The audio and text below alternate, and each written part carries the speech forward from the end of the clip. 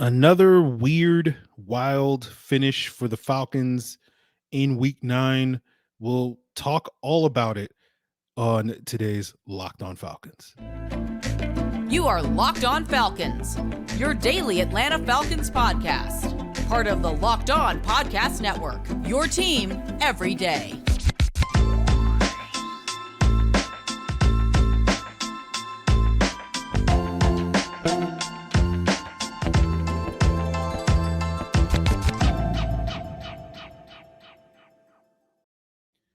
So, guys, you know me. I'm Aaron Freeman, aka Sirius Black, aka Mr. Drew, aka your very humble host here of this illustrious Locked On Falcons podcast, part of the Locked On Sports Atlanta podcast family, your team every day. And today's episode of Locked On Falcons is presented by Prize Picks. Prize Picks is daily fantasy made easy. Pick 2 to 5 players, and if they score more or less than their Prize Picks projection, you can win up to 10 times your money on your entry. First-time users can receive a 100% instant deposit match up to $100 with the promo code Locked On. That's prizepicks.com, promo code Locked On. So, guys, we thank you for making Locked On Falcons your first listen each and every day, Monday through Friday. It's free and available, of course, on a variety of podcast platforms, all the podcast platforms, including on YouTube. Make sure you subscribe to Locked On Falcons on YouTube. Hit that bell, give us a like, and you will get the video version of the podcast the night before the audio drops. So let's jump into this rapid reaction for the Falcons week 9 loss to the Chargers, 20-17. We're coming at you roughly a few hours after the game. And it was kind of a back and forth game. The Falcons dominated the first quarter of this game. The Chargers kind of dominated the second quarter. And then it was just kind of back and forth in the third quarter, fourth quarter, turnover here, turnover there. Both teams with an opportunity late to go out there and win the game. The Falcons didn't take care of the business. The Chargers did. And let's rewind the clock to the first quarter, because the Falcons come out of this game coming out roaring out of the gates, right? They possessed the ball for like 12 minutes and 42 seconds in the first quarter. They gained 145 total yards to the Chargers, like 16 total yards in that first quarter. So they're kind of rolling, right? And then it flips, and the Chargers dominate the second quarter, where they're possessing the ball for 10 minutes and 46 seconds of the second quarter. They gain 166 yards in that second quarter to the Falcons' -5 yards.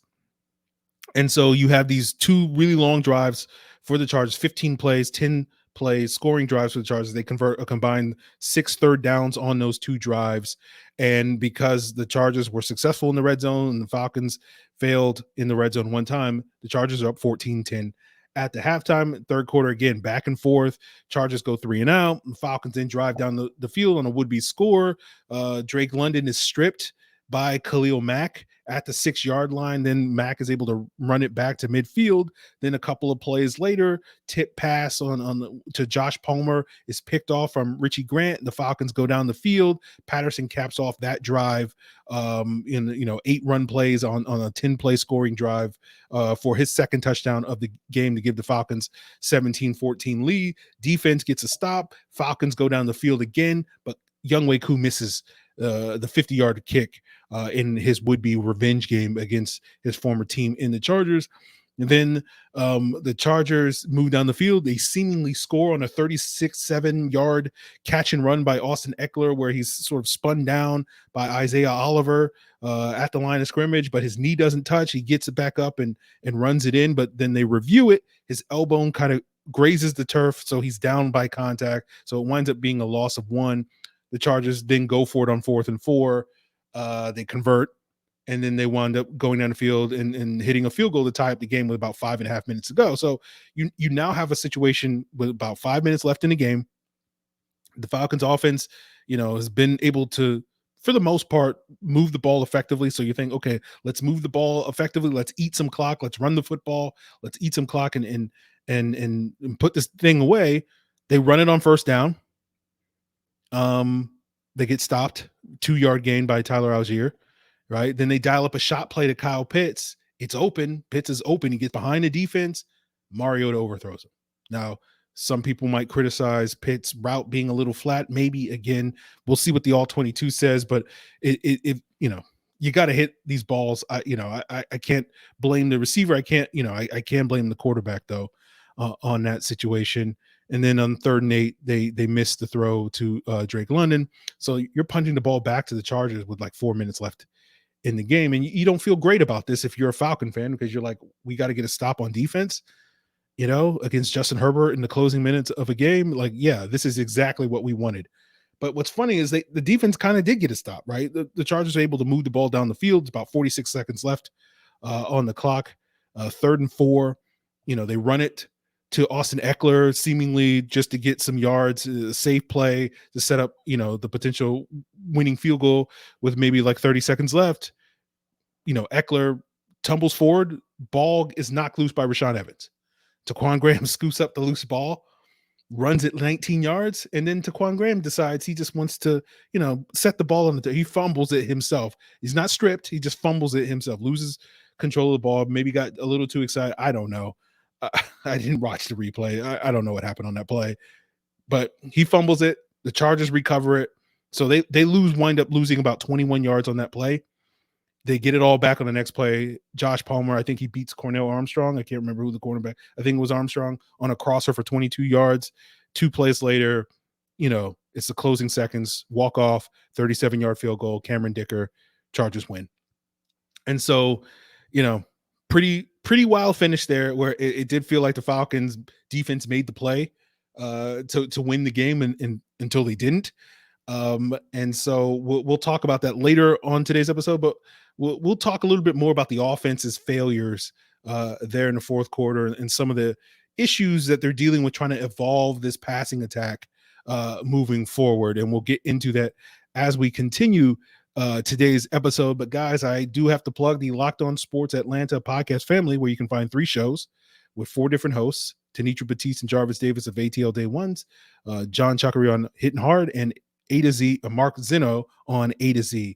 And they're covering not only local Atlanta, Georgia sports, but also national sports. You can find them all on the same podcast feed, on the same podcast platforms you're currently watching or listening to Locked On Falcons.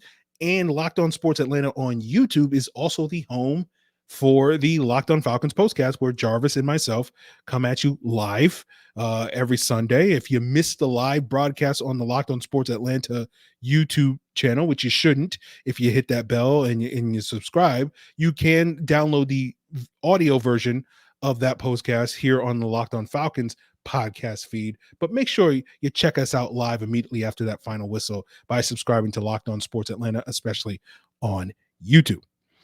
And guys, I want to tell you about Prize Picks, a fun new way to play daily fantasy. All you got to do is pick 2 to 5 players, and if they score more or less than their Prize Picks projections, you can win up to 10 times your money on your entry. It takes less than a minute to enter, and the great thing is you're not competing against other people. It's just you versus the projections, and whether it's NFL, NBA, MLB, NHL, PGA, college football, they have you covered on all of it. Prize Picks is safe, it's fast, it's easy. It's currently in operation in over 30 states in the US and Canada. All you got to do is download the Prize Picks app or go to prizepicks.com to sign up. First-time users can receive a 100% instant deposit match up to $100 with the promo code Locked On. That means if you deposit $100, you get $100 in free money to play with. All you got to do is use that promo code Locked On at sign up for an instant deposit match up to $100. So continuing today's Locked On Falcons rapid reaction, guys. So let's talk a little bit more about the offense. Let's talk about Marcus Mariota. So, my big takeaway from the game with Marcus Mariota was notably he was 0 for 5 passing on 2nd and longs in this game. So basically when the Falcons ran the ball on 1st down, which they did quite a bit, I think they ran the ball about 19 times on 1st down and threw the ball 7 times on 1st down in this game. But anytime they basically ran it for 3 yards or less, so they had an unsuccessful play on 1st down. For those of you that are unfamiliar with success rate, a successful play on 1st down is gaining, on 1st and 10 at least, is gaining 4 or more yards, getting 40% of the yardage down and distance. So when they didn't have a successful run on 1st down and then decided to throw the ball on 2nd and long, as they did 5 times in this game, Marcus Mariota failed to complete any of those passes. They were 1 for 5 on the ensuing 3rd downs, 3rd and longs.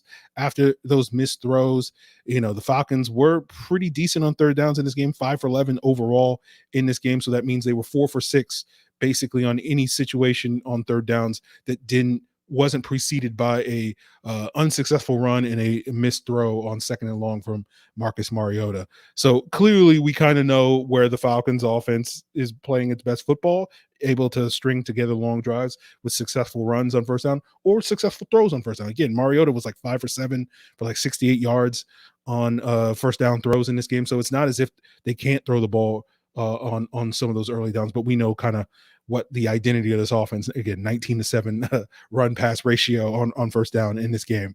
They were able to run the ball very effectively in this game, 200 yards rushing in this game, a nice return for Cordero Patterson with 2 rushing touchdowns in this game, including one where he absolutely brutalized Drew Tranquil at the goal line, running him over for a score. But getting back to Marcus Mariota, I don't think Mariota played poorly in this game. I don't. I think he certainly missed some throws, and that biggest one being that 2nd and 8 missed to Kyle Pitts on that final possession. But that's just kind of part of the Mariota coaster, as we often refer to it here on this podcast. Like, he's going to make some throws, he's going to make some plays, he's going to miss some throws, he's going to miss some plays. And as long as the team is running the ball effectively, as long as the defense is playing that bend but don't break style of defense and getting stops in the red zone, that's generally been a winning formula for the Falcons this season. It just wasn't on this particular Sunday, and probably some of that had to do with the fact that they were facing, instead of Geno Smith or Jacoby Brissett, they were facing Justin Herbert. I know it's not like Herbert played, incredible in this game. He certainly, it was very clear that he was missing, Mike Williams and Keenan Allen both didn't play in this game, but it did feel like if this game was going to come down to, one team's quarterback going out there and driving his team down the field in the fourth quarter to win the football game, which is something I was concerned about going into this game. That was the one, I thought the Falcons would win this game, but the one thing that gave me pause was it's going to be, kind of what it was, where the closing minutes of this game is going to be Justin Herbert with the ball, and it's going to be on the Falcons defense to get a stop. And I don't have any confidence on the Falcons defense to get a stop in that situation. And so that's kind of how the game went down. And, they have Justin Herbert, we have Marcus Mariota, and that's not meant to bash Marcus Mariota, but we just kind of know he's not in that tier of a quarterback, no matter how many people want to throw that, ESPN total QBR metric out there. But, it's understandable. This is, again, we're talking about the evolution of this offense, right? They're not there yet. Now, hopefully by year's end, we'll be getting into situations where it's 2nd and 8 and we can throw the ball and not feel like that's, a death knell to this offense, that we can get into a situation where we have 26 first down plays and then we can actually have a 13-13 run pass split. We're not there yet, guys, and hopefully we'll get there. So I'm not too beat up about the Falcons passing game not necessarily working. You could argue, we'll see if I think this after watching the film, but you could argue they were too reliant on Kyle Pitts and Drake London in this game. And I can get away with saying that because I haven't been one of these people that has been saying, oh, we haven't gotten those guys the ball enough. If you've been listening to this podcast, to me, that hasn't been a major concern for me. But they were 14. They combined for 14 of the Falcons' 23 pass attempts in this game, targets, and they only caught 5 of them. So there's a lot of misconnections. So, I may watch the film and come away and say, yeah, they should have thrown to those guys 14 times. They just need to throw better balls. Or I know Pitts dropped at least one, and obviously London had the one catch stolen away from him on the fumble. So, those guys probably also need to play better in addition to the quarterback, being a little bit more accurate on some of those throws. So, we'll see what happens with this offense moving forward. Again, not expecting it to be clicking on all and firing on all cylinders at this point in the season, but these are sort of the things that we will be looking at to measure progress for the remainder of this season. And, as I often say, the evolution of this offense is going to be a process. And so along part of that process is not always getting the results that you particularly want. And that was kind of the case for this team on this particular Sunday. And we'll sort of flip the script, talk a little bit about the defense and why, despite the defense not performing well, this to me was kind of a typical performance for this defense. So, and I feel like there's some indicators of positive improvement for this defense, despite, I think all indications on the surface indicating that this defense did not play particularly well in this game, but we'll talk about it to wrap up today's episode, guys. But before we get there, I do want to thank you for making Locked On Falcons your first listen. For your second listen, why not check out the Locked On Sports Today podcast? From the games that matter to the biggest stories in sports, go beyond the scoreboard and behind the scenes with the local experts, giving you the insights that only Locked On can provide. Locked On Sports Today, available on YouTube or wherever you get your podcasts. And guys, I want to tell you about the number one source for all your football betting needs and info this season. You can find all the latest player developments, matchups, news, podcasts, in-depth articles, and analysis for every game over at betonline.net.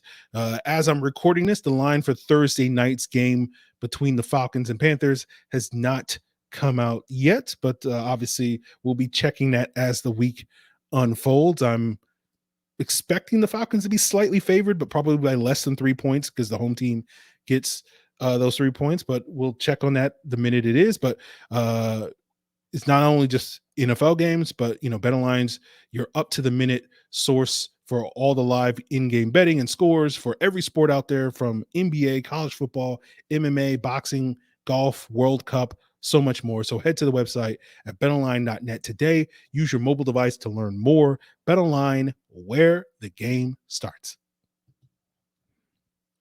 Guys, before we wrap up today's Locked On Falcons rapid reaction, I want to tell you that Locked On Falcons is now available along with the other Locked On Sports Atlanta shows on Roku and Amazon Fire TV. You can get the same great local coverage 24/7 for free by downloading the Locked On Sports Atlanta app on Roku or Amazon Fire TV. So, as I mentioned earlier, I don't have as much anger and vitriol towards the defense that I'm sure others have, because this is kind of what the defense is. This is what I expect from the Falcons defense, right? They're the 30th best third down defense headed into this game. And I figured the Chargers would have no problem moving the chains against them and stringing together multiple long drives as they did in this game. The Chargers were 8 for 16 on third downs. That's 50%. The Falcons have given up third down conversions at 47% rate. So that's pretty much right in line with that. And that was something I wrote about at the Falcoholic this past week. To me, a measure of this defense was, getting stops in the red zone, right? Getting a turnover or two or something like that, than necessarily getting stops on third downs. And, again, we talk about this every week on this podcast. This is a bend but don't break defense. They're going to give up yards. So the Chargers moving the ball down the field, to me, was not a major problem if they're getting stops in the red zone, which they did. They did kind of create a turnover or two. So I feel like the Falcons defense kind of did what I thought they should be able to do against this Chargers team, given, that we had the injuries in the secondary. I don't think I didn't see Rashad Fountain on defense. It was, again, Cornell Armstrong, Isaiah Oliver, and Darren Hall at the cornerback position. Given our linebackers aren't great in coverage, aren't great in zone coverage, I should say. If we're going to get off the field in third downs, it's going to be about the Falcons front four, right? And the front four just didn't bring it, right? 0 sacks, 2 quarterback hits all game long on Justin Herbert. They got pressure occasionally. They were able to dial up some blitz occasionally and get some pressure, but without this team being able to win up front, given the current state of their back seven, you're going to see this team struggling to get off the field on third down. So again, I'm not mad that the Falcons didn't have a pass rush, because again, this is when did I ever wake up in the fantasy world where the Falcons had a good pass rush? We've been talking about this since the summer. That's part of the long-term building process for this team. They're not there yet. So again, the Chargers were 2 for 4 in the red zone in terms of converting. They turned the ball over twice. Unfortunately, one of those turnovers didn't really count because Taquan Graham dropped the ball. So I don't feel like the defense really let the team down in this game. Again, given the low expectations, but if you told me, hey, they're going to hold the Chargers to 20 points, I would feel like, okay, that's a very winnable game for this Falcon team, especially given that we have the 6th highest scoring offense in the league, which is not necessarily true because that includes defensive touchdowns. But when you take out the defensive touchdowns, they're closer to 12th highest scoring offense in the league. But still, you would expect the 12th highest scoring offense in the league to be able to get 21 points in this game. And they probably should have gotten that in this game. So it doesn't feel like a losing performance for the Falcons. Yeah, they gave up 4 10-plus play scoring drives in this game. But again, that felt like par for the course for what my expectations were. But, forcing 4 3-and-outs in this game, that felt a little bit more promising in that regard. So I kind of come away from this game feeling like 4% better about the Falcons defense than I did going into it, right? Like it wasn't the get right game for Justin Herbert that I was worried it would be, similar to what Joe Burrow had in Cincinnati. That was what I wrote about at the Falcoholic this week, where it's like the Falcons need to avoid this game being Justin Herbert's get right game, where all of a sudden this Chargers offense looks explosive and dynamic and all those things. And it did at times in this game, but it wasn't a consistent through line in this game. So I feel emboldened, again, 4%, 4% darker, in terms of emboldened. I don't, it's bad reference, but anyway, yeah, I just feel like slightly better about the Falcons defense. So, I know the comments are going to be, raging about, oh, we need to bench Mariota and blah, blah, blah. And, oh, the defense let him down. I know how it goes. Like, this is the shortcoming of the blame game, guys, right? Like, where there wasn't really one thing that you could blame and say, oh, this cost the Falcons. Oh, it's the quarterback. Oh, it was a play calling. Oh, Kyle Pitts ran the wrong route, or he dropped that pass, or it was a poor tackle or blown coverage. It was a lot of little things, right, that just kind of added up to the Falcons having a chance to win the game late, but just couldn't quite make the plays. And they kind of won the game, didn't Taquan Graham drop the ball. So, like, I'm not even really mad at Taquan Graham. Like, I'm just like, okay, like, that's just, this is why we can't have nice things. So like, that's kind of how I am. So like, there's nothing big takeaways from this game. It's just like, hey, play a little bit better and you'll probably come away with a win, versus, anything that we have to go back to the drawing board and be like, oh, we need to do more of this and we need to do less of this and we need to get rid of that. It's like, no, you could do exactly the same things that you did on this Sunday. You could probably replay this game, 10 more times, 9 more times, and you probably walk away winning the majority of those games. So I don't come away feeling like we need to do any wholesale revamping or anything like that, make any wholesale changes or whatever. Just, come back and play a little bit better on a short week on the road against a Carolina team that arguably outplayed you last week. So we'll see how much resiliency this team has. They've shown quite a bit of resiliency this year. So, I kind of, even though I kind of went into this stretch of games expecting them to kind of split with the Panthers, like now I'm kind of like, okay, now let's see if you can, upset those expectations and actually go out there and win on Thursday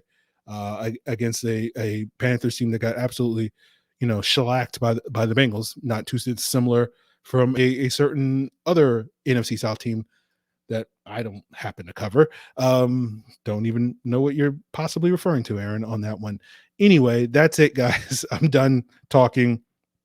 Sorry, not any sort of wild takeaways like, oh, we need to bench Mariota and we need to replace him with Ritter, or we need to, stop throwing the ball to, again, you can come up with any number of solutions, but ultimately I just think the Falcons just, had a chance to win it, but just didn't make the plays to win it, which, is probably the same story that they were saying on Locked On Panthers last week. So, you win some, you'll lose some, as they say.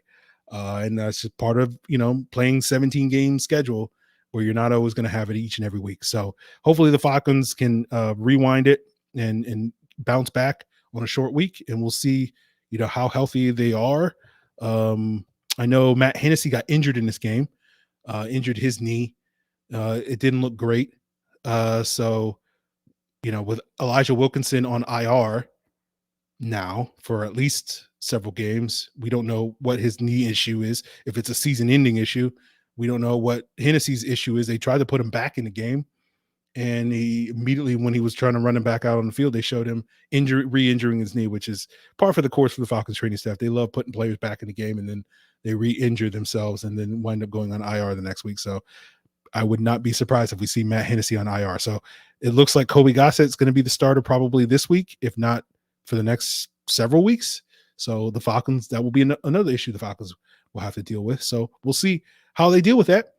And that's going to do it here, guys, for us here on today's Locked On Falcons Rapid Reaction. Always check out Locked On Sports Atlanta as your second listen. Check out Locked On Bulldogs, Locked On Braves, Locked On Hawks, Locked On Sports Today as your second listen. Locked On Fantasy Football.